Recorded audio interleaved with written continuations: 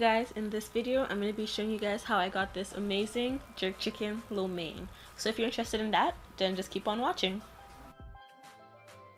I'm going to start off with a chicken breast. It's already been washed and cleaned off, so I'm just going to go ahead and start slicing it up. The slices that I'm doing are pretty thin, and this is just going to help it cook through a lot easier and a lot quicker. And yeah, I'm just showing you guys how thin it is, and this is about the size that you want it. So I'm just going to go ahead and slice the rest of it.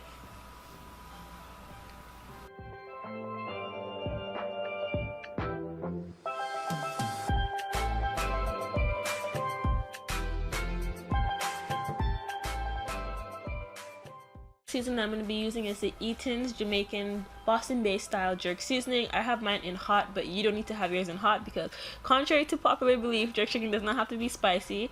I'm going to go ahead and add about 2 tablespoons of the seasoning to my chicken, and then add some dash of chili flakes, mix it up, and put it in the fridge to refrigerate for at least 2 hours. Overnight is better, but I just did mine for 2 hours. I'm going to start off with the vegetables. The first vegetable that I'm cutting up is 1 carrot. I'm just going to slice off the ends, peel off the carrot with my vegetable peeler, and then slice it up into lengthwise pieces. So I do that by cutting it in half first, and then taking each half, cutting it in half again, so quarters, and then slicing it up into kind of sort of like matchsticks that I'm going to show you guys very shortly. So you want them to be considerably thin, and this is going to help it cook as well. The next vegetable I'm going to cut up is my celery, and I'm going to cut these considerably thin as well. Everything is going to be cut thin just to make sure it is cooking quickly and cooking through properly. So the next vegetable I'm going into is my bell pepper. I'm using a half of a red bell pepper, cutting it in lengthwise just like the carrots, and then going ahead and cutting it in half because I didn't want them that long.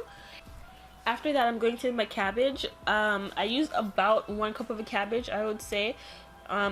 Again, the vegetables, you guys can use whatever vegetables you want and however much you want of each vegetable, but this is just what I used, and they're pretty chunked together, but after you separate them, they're going to look like this, and that's just going to spread throughout.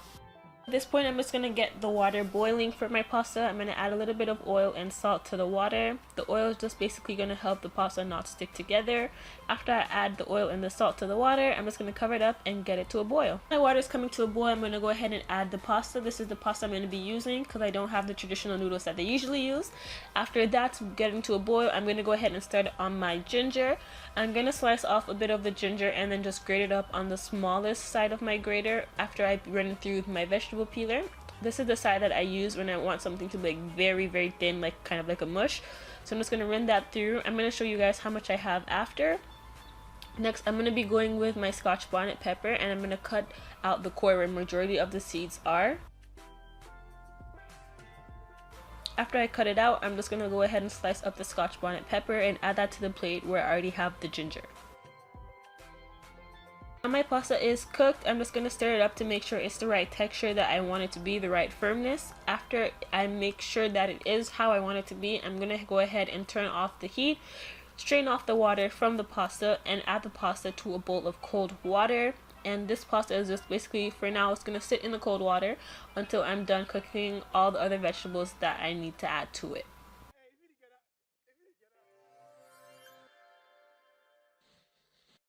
To the vegetables, I'm going to go ahead and pass about 2 large cloves of garlic through my garlic mincer. And the last 2 ingredients for the vegetable bowl I'm going to add that were already chopped up, so I didn't really show that, are broccoli and green onions.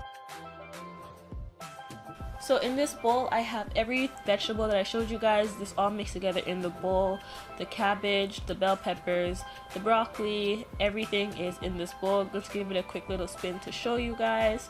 And on the plate to the side, I have the ginger, the scotch bonnet, and the garlic.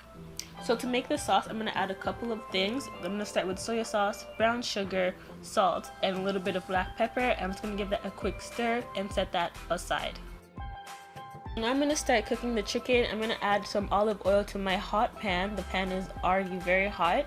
I had it on a high heat, and then I'm just going to go ahead and add the chicken slices one by one to make sure they're not on top of each other and not overcrowded. And I'm just going to let that cook.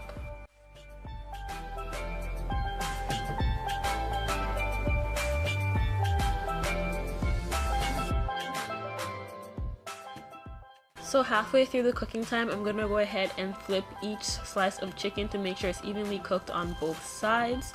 It really doesn't take that long because again I slice it pretty thin, so it won't have to take that long.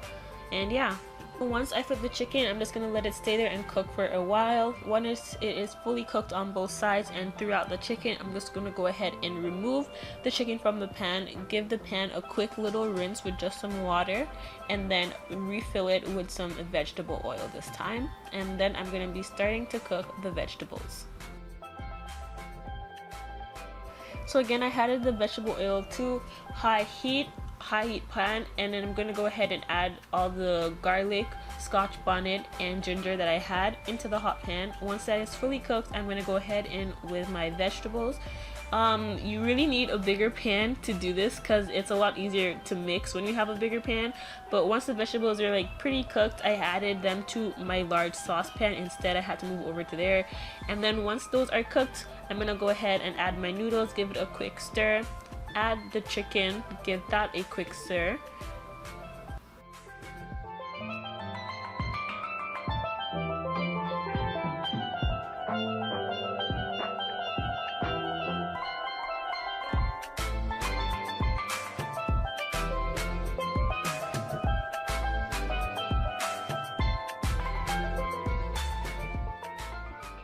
This is what the finished product looks like. You feel free to make any modifications or alterations you guys want. Change some vegetables, add some vegetables, change some meat, or whatever you guys feel like doing.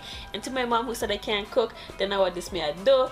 But let me know if you guys do go ahead and try this recipe. Leave any questions, comments, feedback, or concerns in the comment section down below. And I'll see you guys in the next video. Thanks so much for watching, guys. Bye.